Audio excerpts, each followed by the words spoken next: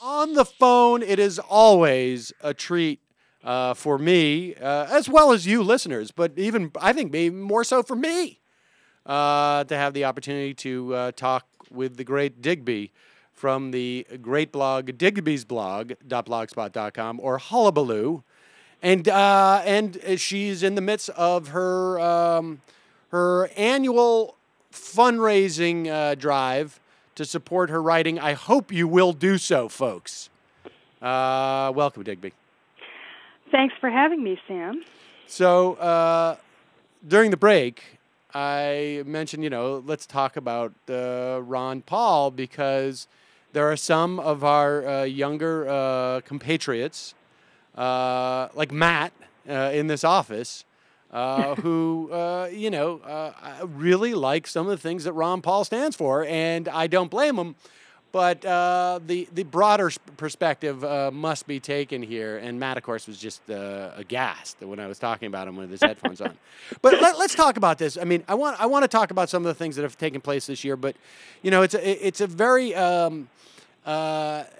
the libertarian, and by libertarian I mean Ron Paul and Gary Johnson. Although I think Gary Johnson's sort of closer in terms of genuine libertarianism. But it's an interesting phenomenon.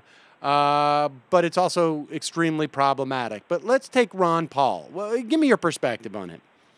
Well, I understand why people are attracted to him.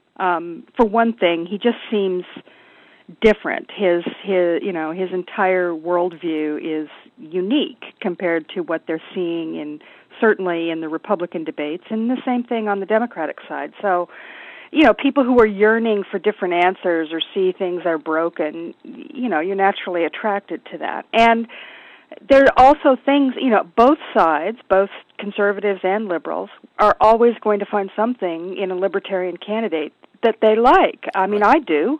I see, I don't believe in the drug war. I agree with, Ron Paul on 90% of what he believes about foreign policy. I'm definitely attracted to his civil liberty stance, which, comports with mine in most ways.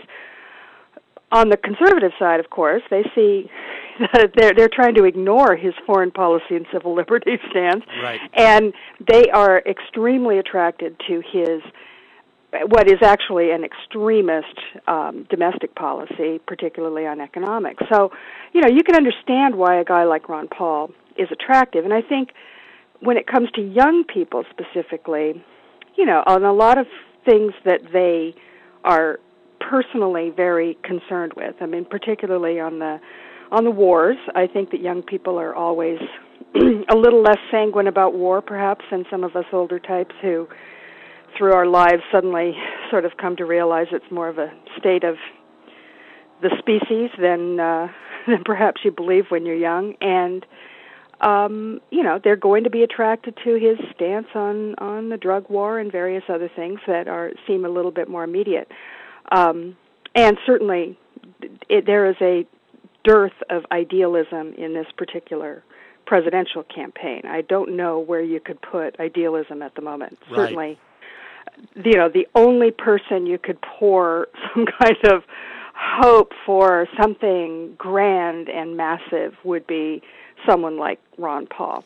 And so I get it, It's interesting because I've been noodling around on the Ron Paul website, and they don't. Oh, incidentally, I should say they don't print any of those newsletters that he sent out. You're in the kidding. 90s. I know that's surprising. Oh, we'll talk about that in a moment. But what's interesting is that at least when I go to Gary Johnson's website, he comes out and says that his perspective is that we should get rid of Medicare and Social Security and any type of essentially governmental support for individuals, in this respect. Ron Paul, so far I have not been able to find the words Social Security or Medicare. Interesting. On his site. And so it's interesting. And, he's obviously aware of the fact that he has some very aside from his toxicness in terms of race and other issues, he's aware that just some of his straight up issues are just not going to play with the people that he's attracting. And, so I wonder what sort of game that he's sort of playing. Like, I appreciate the fact that there is someone on the stage at these Republican debates. They don't let Gary Johnson on. They don't let Buddy Roemer on.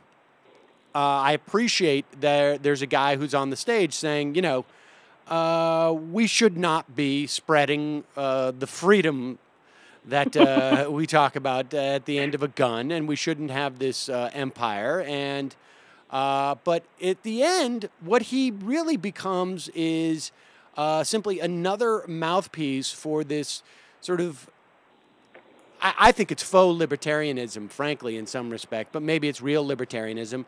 This conservative, ultra right wing ideology about government, where government should function only to help the very wealthy accumulate more wealth. Well, I mean, I think that's exactly right. I mean, and it is in my mind anyway. I guess everyone can define libertarianism as they want, but for me, the fact that Ron Paul is anti-choice alone reveals the fact that he is not a true libertarian. Right. I don't understand how you can believe that property rights are, rule and yet be anti-choice. So, to me, that's the tip-off. And it also reveals another aspect of Ron Paul that I don't think most people understand, and that is, we've seen this week, people have dredged up him at the John Birch Society 50th anniversary, where he spoke and was feted like a conquering hero, which should set off some alarm bells. But he also has a long-standing association with Christian Reconstructionism, which is a kind of an apocalyptic, hyper-religious, far-right philosophy, which holds that, the country will eventually collapse economically. In fact, the world will collapse economically, ushering in this very, very fundamentalist libertarian economic system. It's a very strange thing, but all these guys, that were writing his newsletters, Gary North and Lou Rockwell and, the rest of this crowd, they're all part of it. And in fact, Ron Paul in the last election in 2008 endorsed the Constitution Party candidate. And the Constitution Party, you go and read about this stuff. These guys are all part of this sort of Christian Reconstructionist wing of the far right. Now, I don't know whether or not he is, specifically and explicitly part, a member of this belief or, adherent to this belief system. But clearly he's involved there, and it explains certain oddities about his libertarianism, like his anti-choice position. In any case, I'm saying that Ron Paul, he's an old guy. He's been around for a long time, and he comes out of the far right. We know that. He comes out of the John Birch Society wing. At the very least, we know that. He is responsible for, if perhaps, and I don't believe it for a minute, he was unaware of racist writings that went on for, 25 years. This isn't just a couple of little notes that somebody dashed off. There's a long record. So that's where he really is. He is a far-right guy who has, sort of adopted certain modern libertarian kind of there's a little repackaging going on. Yeah. Well, and I think he's genuinely. I'm not going to question his belief in a non-existent federal government or his sort of old-fashioned isolationism.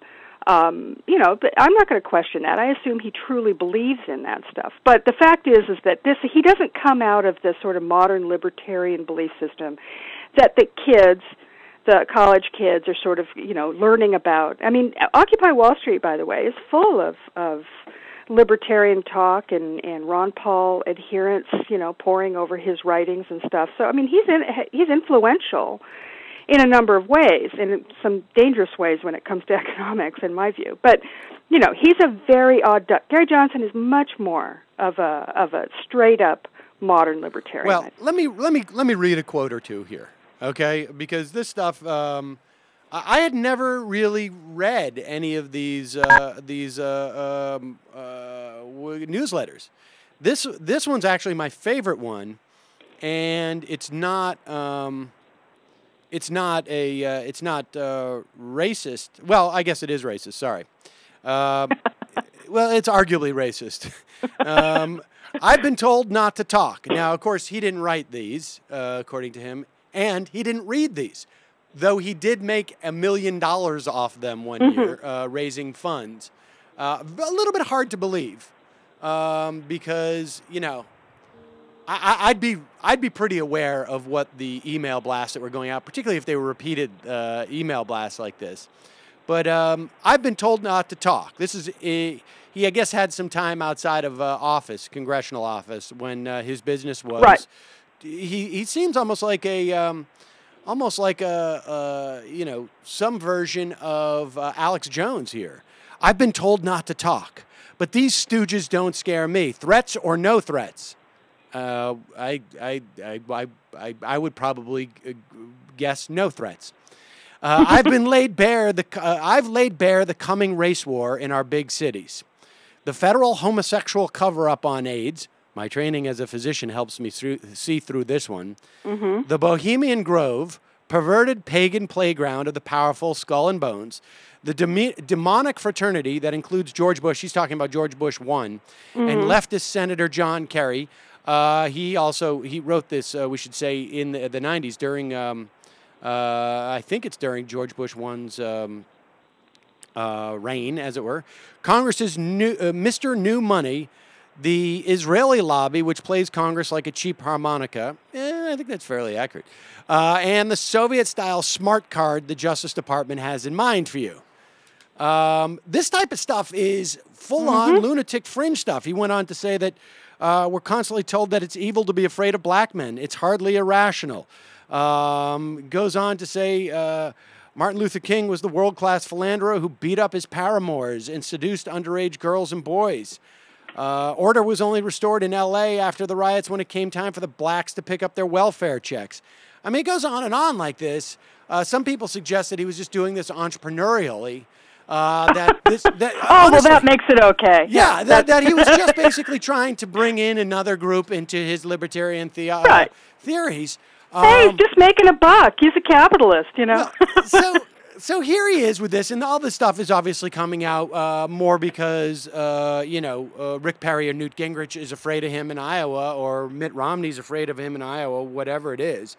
But let's talk about the coming election. It's quite clear at this point that at the very least we're not going to have a Republican primary challenge to President Obama. I mean, a Democratic primary challenge to Obama. We may start seeing some independent candidates. Gary Johnson's going to run as a Libertarian. We probably will see one from that, that online entrepreneurial endeavor, which I think is seeking to put a billionaire in office. Yep. But what do you say to people who tell you, like, it's better if we don't have if we have a Republican in 2012 so that we can get a really progressive presidential candidate and winner in 2016? Those people have a lot more faith in, reality rearing its head and, finally teaching people what's right and what's wrong. If only if only we hit bottom, will we suddenly realize that everybody should be more liberal? I don't believe that that's how these things work, and I don't think you should take a chance on ever putting in, far-right people into office. I just, that's just my view. I'm with Noam Chomsky, speaking of, there's a left libertarian guy who, he said, of course you should vote for the lesser of two evils. You get less evil. And at the end of the day, when you're in the ballot box, I think that's what everybody, that's where you end up, is you look it over and decide what is less evil. That's not a great way to do things. It'd be nice if we had perfect candidates, but unfortunately we don't. In the meantime, I do worry in terms of the realistic sort of view of how this election is going to go. Ron Paul, if we're lucky, he's going to make mischief with the Republicans, and I think that's probably a good thing. He seems to be poised to perhaps bring his army of Paulites to the convention and perhaps cause some trouble, and at least bring his agenda into the light and let everybody see what it is.